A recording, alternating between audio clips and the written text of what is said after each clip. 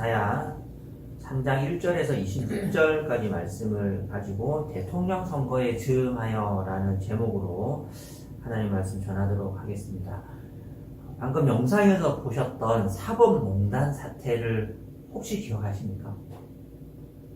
기억 못하시지 싶은데 양승태 전 대법원장이 재임하던 시절, 이분이 2011년에서 2017년 사이에 재임을 했는데요.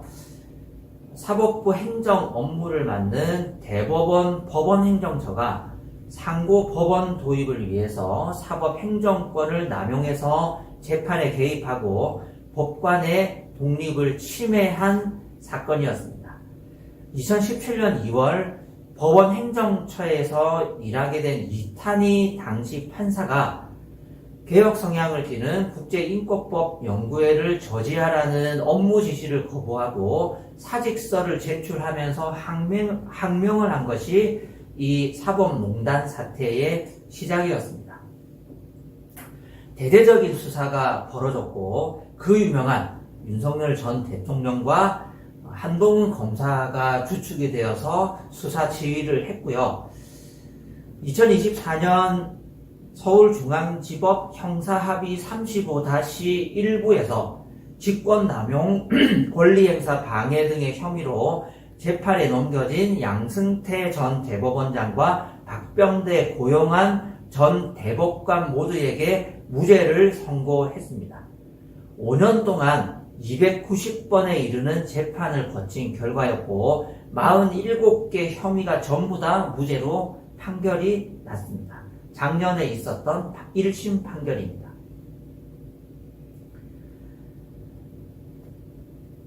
사법농단 사태라고 해서 한 5년여 전에 아주 떠들썩했고 우리 사회를 들었다 놨다 했던 법원 지도층, 최고위층, 대법원장을 비롯한 대법관들이 연루되었던 비리였음에도 불구하고 290번 재판받고 47개 혐의 전부 무죄가 됐고 앞으로 어떻게 될지는 지켜봐야 하겠습니다. 이처럼 한 사회 지도층의 죄를 묻고 단죄하고 벌한다는 것은 정말 어렵다라는 것을 우리가 작년 12월 이후 지금 거의 한 반년 가까운 시간들을 거치면서 많이 뼈저리게 체감하고 있습니다. 이사야서 2장은 종교적인 타락과 심판을 다루었습니다. 하나님이 아닌 다른 것들을 의지하고 고집을 피우는 영적인 교만으로 높고 높은 산 위에 하나님의 성전을 짓는 것이 아니고 자신의 집을 짓고 하나님 외에 다른 것들을 의지하면 멸망한다는 경고가 우리 지난주에 살펴봤던 이사야서 2장이었습니다. 3장은 거기서 한 걸음 더 나가서 그 멸망의 교만의 결과로 하나님 외에 다른 것들을 의지했던 그 교만의 결과로 어떻게 멸망하는지 하나님의 심판의 구체적인 모습이 어떤 것인지를 조금 더 상세하게 다룹니다. 하나님을 의지하지 않고 교만하면 멸망한다고 2장에서 경고했는데 그러면 어떻게 망하는 걸까요? 우리가 오늘 읽었던 3장에서 멸망의 구체적인 모습이 나오는데요. 여기서 잠깐 우리의 영적 세계관을 점검할 필요가 있는데요. 하나님께 벌을 받는다. 혹은 교만해서 하나님 앞을 멀리 떠나 있다. 그럼 하나님께서 반드시 그 영혼을 징계하고 벌하셔서 다시 돌아오게끔 하시는데 우리가 무엇을 많이 상상하느냐면 당신을 봤더니 당신의 어깨 위에 귀신이 앉아있는 게 보인다. 제가 이쪽을 봤다고 해서 그렇다는 건 아닙니다. 하필 방향이 그랬네요. 공평하게 다 보도록 하겠습니다. 당신을 봤더니 머리 위에 뱀이 또아리를 틀고 있는 게 보인다. 그래서 영적으로 굉장히 위험한 상태에 있고 하나님이 벌하실 수도 있다. 이런 간증들은 인터넷에 조금만 찾아보면 굉장히 많이 나옵니다. 근데 문제는 이게 이상하게도 교회 안에만 있는 어떤 간증이 아니고 점을 치러 가거나 굿을 칠 때도 이런 유사한 이야기가 굉장히 많이 있더라는 거예요. 왜 한국 귀신은 어깨를 그렇게 좋아할까요? 왜 한국의 뱀은 우리 정수리 위에 앉아있는 걸 그렇게 좋아할까요? 온몸을 휘감아도 될 텐데. 그래서 기도를 하거나 구술하거나 부적을 썼더니 병원에서도 원인을 찾지 못했던 어깨 통증이 싹 나았다는 것은 인터넷에 굉장히 많이 떠돌아다닙니다. 성경은 물론 다양한 귀신 들림의 형태와 축사, 질병으로부터의 자유를 많이 말씀하고 있습니다.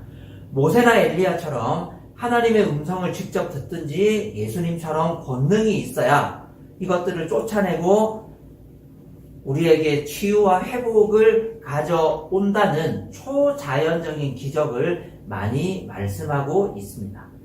하지만 반대로 성경은 훨씬 더 많은 경우에 우리의 일상에서 하나님의 징계와 하나님의 일하심을 아주 평범한 사건들 속에서 볼 수 있다고 압도적인 많은 분량에서 말씀하고 있습니다.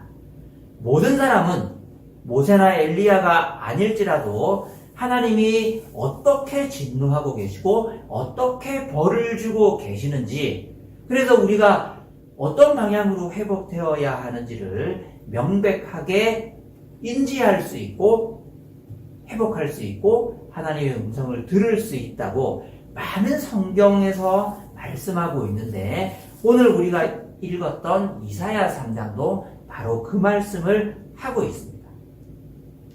교만하면 하나님이 징계하신다.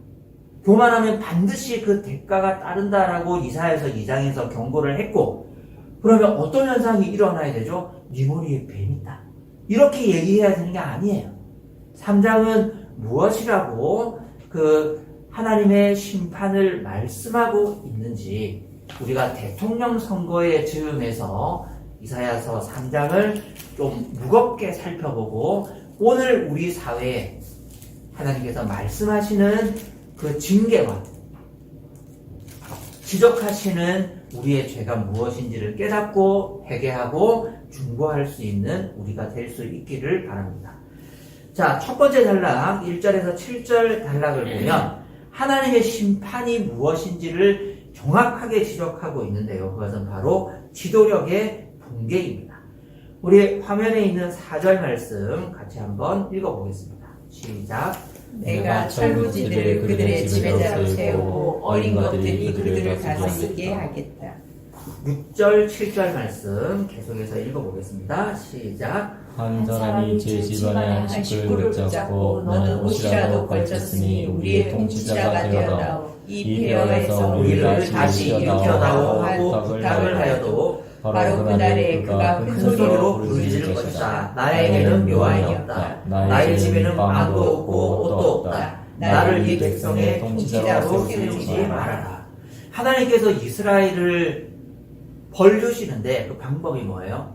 지도자가 없어지는 겁니다. 그래서 어떤 사람이 이스라엘을 다스려요? 어린아이가, 아무런 분별력도 책임감도 없는 어린아이가 이스라엘 백성을 다스리게 될 것이라고 경고하셨습니다.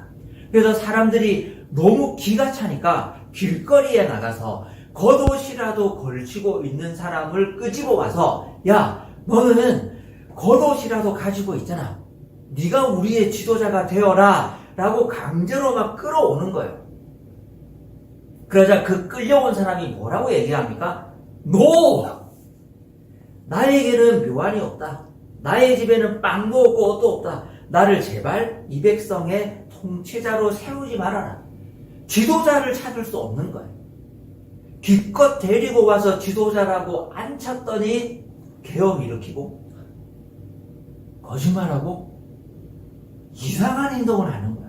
그래서 사방으로 지도자를 찾으려고 찾아다니는데 그 지도자 감이 없어서 아무나 데리고 와서, 누구라도 데리고 와서 내가 다 해줄 테니까, 내가 전부 편의를 다 봐줄 테니까 그냥 우리의 지도자가 되어달라고 부탁을 해도 그 사람조차도, 겉옷을 가진 사람조차도 나를 이 백성의 통치자로 세우지 말아달라고 거절하는 현상이 그 사회에 일어난다면 지도력이 붕괴되는 것을 누구나 다 인지할 만큼 심각한 사회 문제가 된다면 그것은 하나님의 징계입니다.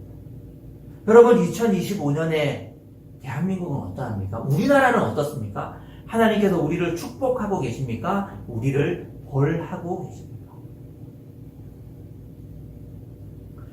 우크라이나와 러시아가 2022년부터 지금까지 전쟁 중입니다. 이 전쟁이 일어나기 전에 사람들은 약자의 편을 드니까 우크라이나와 젤런스키를 많이 편들고 응원하고 푸틴을 욕했지만 사실 전쟁 발발 전에 우크라이나 내부 상황을 보면 러시아가 아니라 다른 나라가 쳐들어와도 10번은 더 쳐들어왔을 정도로 나라 상태가 엉망이었습니다. 2013년 당시 우크라이나 정부가 우리는 친서방 정책을 포기하고 앞으로 러시아와 친하게 지내겠다는 정책을 발표했습니다. 그러자 유로마이단이라고 불리우는 유명한 시위가 우크라이나 전국적으로 일어났고 우리나라가 잘하는 대통령 탄핵이 2014년에 일어났습니다. 그리고 연이어서 돈바스 전쟁, 내전이 일어나고 정치적 갈등을 해결하지 못하고 10여 년이 넘게 계속해서 정치적 불안에 휩싸인 그 와중에 러시아 우크라이나 전쟁이 터진 거예요. 우크라이나 전쟁의 직접적인 원인은 무엇이냐? 지도력의 붕괴입니다. 한 나라가 정치적으로 안정되지 못하고 한 나라가 계속해서 서로 싸우고 그 싸움을 해결할 수 있는 나라의 권력이 부재하고 국론이 분열되면 그것이 쌓이고 쌓여서 나라가 약해지고 결국은 다른 나라가 침략하는 이 전쟁의 뚜렷한 결과를 우리가 러시아 우크라이나 전쟁을 통해서 보고 있습니다. 우리나라의 정치적인 혼란이 계속되고 있습니다. 새벽 3시에 대통령 후보 원서를 낼 수 있고 단 한 사람만이 입후보하고 그래서 유례를 찾을 수 없을 정도의 파격적인 과정을 거치면서 우리나라 제2의 정당 100명이 넘는 국회의원을 가진 정당의 대통령 후보로 내세우고 오늘 아침 자고 일어났더니 또 그게 또 안 됐대요. 저는 굉장히 섬뜩함을 느꼈습니다. 어떻게 저런 사람들이 우리나라 넘버2 정당일까? 허경영당이 그렇게 했으면 이해할 수 있습니다. 거기는 이상한 사람들입니다. 그래도 두 번째 정당이잖아요. 그런 사람들이 우리나라의 중요한 정책을 좌지우지하고 정치적으로 막강한 권한을 가지고 있었다는 것 자체가 정말 섬뜩하기 이를 데 없습니다. 우리가 그 일련의 사건들을 바라보면서 웃고 욕하고 저것들은 저럴 줄 알았다라고 생각하기 이전에 저것이 우리나라를 향한 하나님의 심판이라고 받아들인다면 우리의 태도가 어떻게 변할까요? 하나님이 이 나라의 혼란을 통해서 우리에게 주시는 메시지는 명백합니다. 우리가 제대로 살지 못했다는 것. 하나님께서 지금 우리나라를 벌 주시고 책망하고 꾸짖고 계신다는 하나님의 심판의 메시지로 받아들여야 합니다. 우리가 얼마나 혼란스러운 시절을 살고 있습니까? 밤에 잠을 못 자겠어요. 새벽 3시에 무슨 일이 생길지 밤 10시에 계엄이 또 터지는 밤에 잠을 못 자겠다니까요. 어제 밤에 자면서 저는 생각했습니다. 내일 아침에 눈 뜨면 또 무슨 일이 진짜 일이 생겼잖아요, 여러분. 이것이 하나님께서 우리 나라를 꾸짖고 벌하고 책망하고 계시는 명백한 메시지입니다. 영적인 눈이 열려서 어깨 위에 귀신이 앉은 것을 보는 게 다가 아니에요. 하나님께서 오늘 우리에게 명확하게 말씀하고 계십니다. 우리에게 지도자감이 어디에 있는지, 누가 우리를 다스릴 수 있는지, 누가 우리를 하나 되게 하고 우리의 먹을 것과 입을 것을 해결해 줄 수 있는지 찾고 찾아도 그 사람이 없는 겁니다. 그래서 아무나 데려와서 앉히려고 했더니 나에게는 묘안이 없다. 나의 집에는 빵도 없고 옷도 없다. 나를 이 백성의 통치자로 세우지 마라. 사람을 찾을 수 없는 겁니다. 대통령 선거의 즈음에서 하나님께서 우리 사회를 얼마나 심각하게 책망하고 계시고 우리가 하나님 앞에서 교만하게 살고 있는 이 모습을 보고 너희들 회개하지 않으면 정말 큰일 날 수 있다는 메시지를 계속해서 내고 계신다는 사실을 알고 교회가 먼저 엎드려서 회개하고 이 나라와 통치자들을 위해서 기도할 수 있기를 바랍니다. 조롱하고 화내고 비판하고 편을 갈라서 싸우기 이전에 이것이 우리를 향한, 이 나라를 향한 하나님의 준엄한 음성이라는 것을 명백하게 들으실 수 있기를 바랍니다. 두 번째 단락 8절에서 15절 말씀을 보시면 그러면 이스라엘의 지도자들은 무엇을 잘못했느냐? 구체적으로 두 가지를 말씀하시는데 그 첫 번째는 가난한 사람들을 돌보지 않았다는 것. 14절 말씀을 보시면 주님께서 백성의 장로들과 백성의 지도자들을 세워놓고 재판을 시작하신다. 나의 포도원을 망쳐놓은 자들이 바로 너희다. 가난한 사람들을 약탈해서 너희 집을 가득 채웠다. 어찌하여 너희는 나의 백성을 짓밟으며 어찌하여 너희는 가난한 사람들의 얼굴을 마치 맷돌질 하듯 짓뭉개느냐. 만군의 하나님이신 주님의 말씀이다. 하나님께서 재판정에 앉으셔서 백성의 지도자들을 피고인석에 세웠습니다. 그러면서 어떤 이유로 해서 기소되었는지를 말씀하시는데 그 첫 번째 목록이 무엇입니까? 가난한 사람들을 무시하고 그들의 얼굴을 마치 맷돌질을 하듯 짓뭉개고 가난한 사람들을 돌보지 않은 것이 남왕국 유다의 왕과 재판관과 선지자와 율법사들과 다스리는 모든 사람들을 향한 하나님의 책망이었습니다. 이 사람들의 죄가 뭡니까? 가난한 사람들을 무시한 거예요. 가난한 사람들을 돌보아 주지 않았다는 거예요. 이것은 지역화폐를 풀지 않았기 때문에 하나님께서 말씀하시는 것이 아닙니다. 왜 가난한 사람들을 위한 복지 정책을 왜 안 했냐? 학교 급식을 주는데 선별적 급식을 줄 거냐? 보편적 급식을 줄 거냐? 왜 밥 먹는데 선별적 급식을 하려고 하고 보편적 급식을 왜 안 해? 그렇다고 해서 하나님이 야단치시는 게 절대로 아닙니다. 하나님께서 이 말씀을 하셨던 이유는 무엇이냐면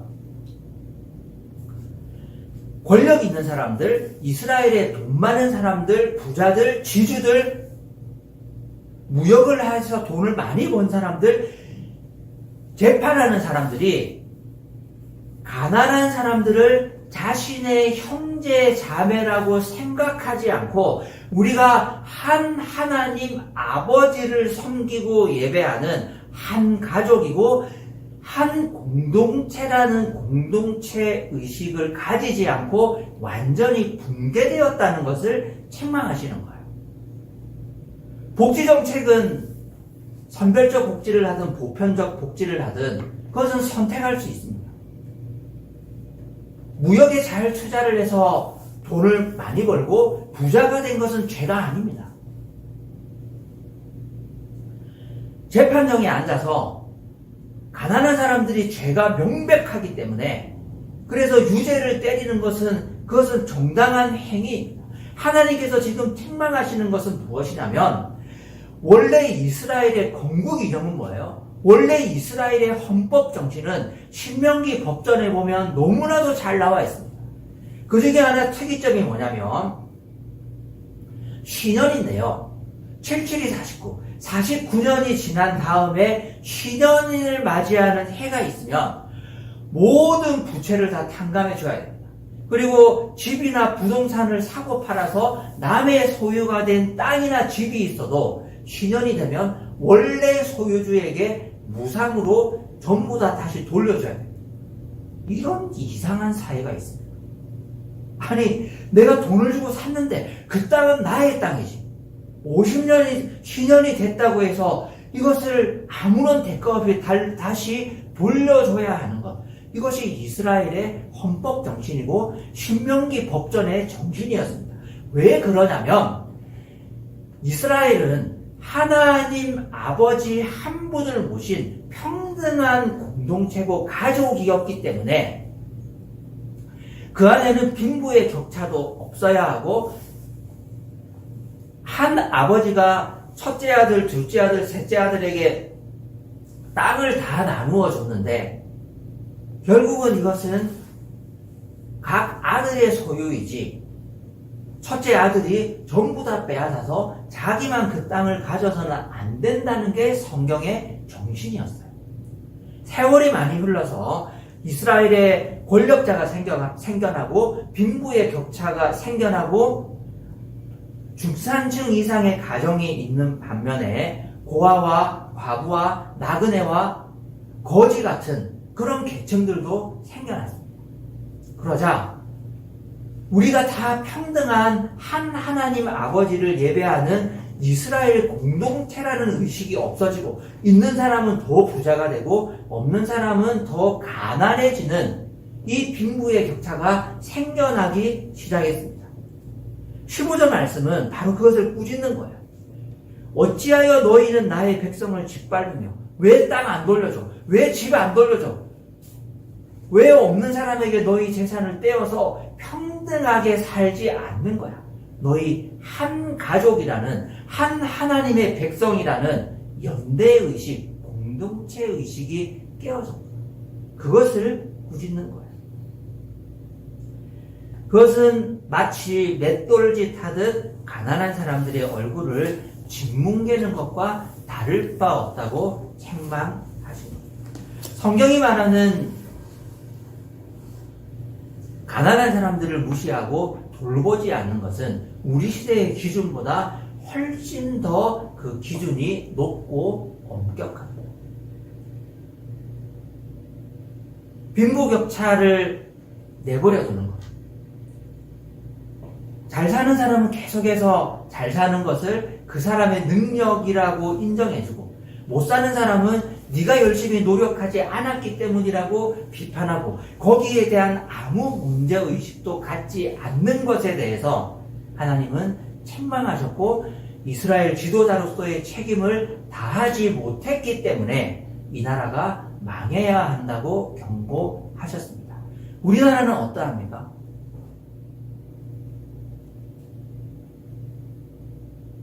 하나님께서 이 사회를 향해서 진노하신다면 행정부의 고위 관료들, 사법부의 고위 법관들, 국회의 많은 국회의원들을 하나님께서 책망하신다면 하나님께서 과연 이 항목으로 꾸짖지 않으실까요? 우리가 앞선 영상에서 사법부의 여러 특권들에 대해서 살펴봤지만 그 중에 가장 큰 특권은 이 사람들은 절대 법정에서 유죄를 받지 않습니다. 정말 유죄를 받지 않습니다. 유전무죄, 무전유죄라는 말이 있지만 그것을 초월하는 상상 초월의 법적 특권을 누립니다. 47개 혐의가 전부 다 무죄가 날 수 있는 계층이 법관들입니다. 우리가 요즘 국회의원들을 많이 응원하고 있지만 이 사람들이 가지고 있는 특권도 정말 많이 있습니다. 작년에 국회 사무처의 조사에 따르면 국회의원의 법적 권한과 특혜가 60개 가량 되는데요. 이 가운데 가장 논란이 되는 법이 보장한 특권이 불체포 특권과 면책 특권이 있다고 하는데 많이 악용되고 있죠. 작년 기준으로 국회의원의 연봉, 세비가 1억 5,700만 원으로 1인당 국민 총소득보다 3.7배가 많습니다. 여기에 연봉의 30% 정도는 비과세, 그러니까 아예 비과세 적용을 받기 때문에 세금도 훨씬 적게 냅니다. 미국이나 영국, 독일 등의 국회의원 연봉은요, 1인당 국민소득의 많아봐야 2배에 조금 못 미치는 수준의 돈을 받는데 우리나라는 3.7배를 받아요. 거기다가 보좌관, 비서관 등 의원 한 사람이 들 수 있는 보좌 인력은 법적으로 9명까지 둘 수 있고 이걸 다 세금으로 지출합니다. 스웨덴은 비서 1명을 의원 2명이 공유하죠. 연봉에 의정활동 지원비 명목으로 입법 및 정책 개발비, 차량 유류비, 유지비, 문자 발송비를 합해서 1년에 1억 1,200만 원 가량을 지급받을 수 있습니다. 1년에 세금으로 나갈 수 있는 해외 방문을 2번까지 나갈 수 있습니다. 어마어마한 특권 아닙니까? 가끔 국회의원들이 유튜브 방송을 하면서 후원 계좌를 이렇게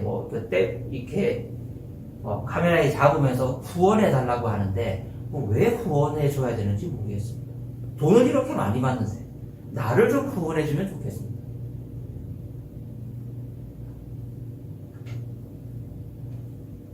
사법연수원을 수료했던 한 법조인이 이런 말을 한 적이 있습니다. 자기가 마지막 수료쯤에 그 당시 아주 최고위층에 있는 고위 법관이 연수생들을 위해서 특강을 하러 왔는데 이런 말을 하더랍니다. 너희들 사회에 나가서 법조위를 하게 되면 특별히 기자들을 조심해라. 이유가 뭔지 아십니까? 기자들은 학교 다닐 때 반에서 3, 4등을 했다. 너희들은 1, 2등을 하지 않았느냐.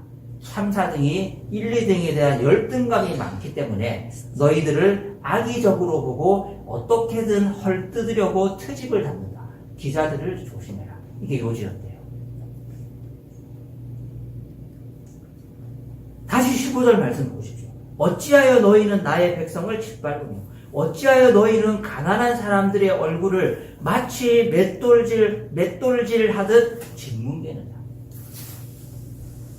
우리 사회의 많은 지도층들이 가지고 있는 특권, 일반 서민 대중을 바라보는 의식, 그들이 그런 지원들을 받고 있으면서도 부족하다고 생각하고 자신의 특권을 내려놓지 않으려고 하는 그 모든 행위가 바로 15절에 있는 하나님의 책망과 다를 바 없습니다. 마지막, 왜 하나님께서 이스라엘의 지도자들을 법정에 세우셨습니까? 그들의 두 번째 죄는 바로 사치입니다. 18절에서 23절 단락을 보시면 성경에 이렇게 자세한 여인들의 이 소유 목록이 구체적으로 나오는 구절은 아마 없을 것 같은데요. 이러한 것들을 찾은 겁니다. 그날이 오면 주님께서는 여인들에게서 발목 장식, 머리 망사, 반달 장식, 귀고리, 팔찌, 머리쓰개, 머리장 쭉 이렇게. 왜 여자만 갖고 그렇게 하십니까? 여자들이 특별히 더 잘못했기 때문이 아니고 지도층들의 사치와 호의의식을 하나님께서 책망하시는데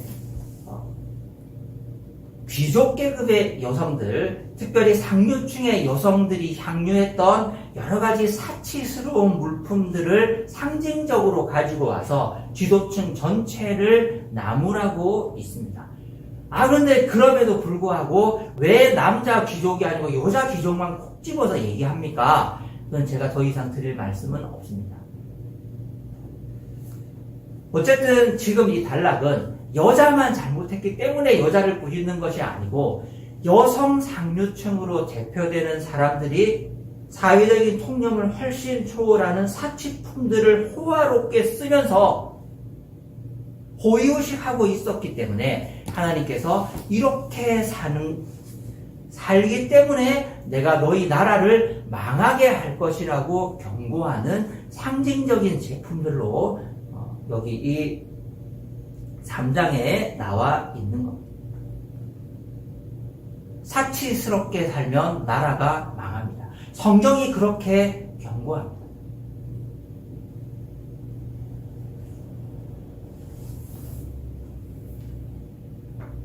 부자라고 해서 내 돈으로 산 것이라고 해서 내가 그것을 살 수 있는 능력이 된다고 해서 돈을 펑펑 쓰고 사치스럽게 살면서도 아무런 죄책감을 가지지 않는다면 그 결과로 나라가 멸망할 것입니다.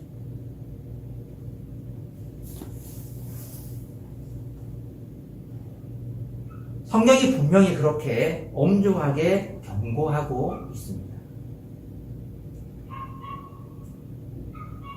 고위층들이 이렇게 사치를 누리면서 살면 당연히 돈을 적게 받는 사람, 이것을 살 능력이 안 되는 사람도 나도 저렇게 살고 싶다라는 마음, 생각을 갖게 되고 거의 모든 사회가 물질 우선주의에 찌들게 되고 더 많은 소유와 더 많은 자유가 삶의 목표인 것 마냥 그렇게 살아가게 됩니다. 그래서 그 사회가 병들게 되고 결국은 멸망하고 말 것이라는 것이 오늘 지도층이 책망받는 유죄 판결을 받는 두 번째 이유입니다.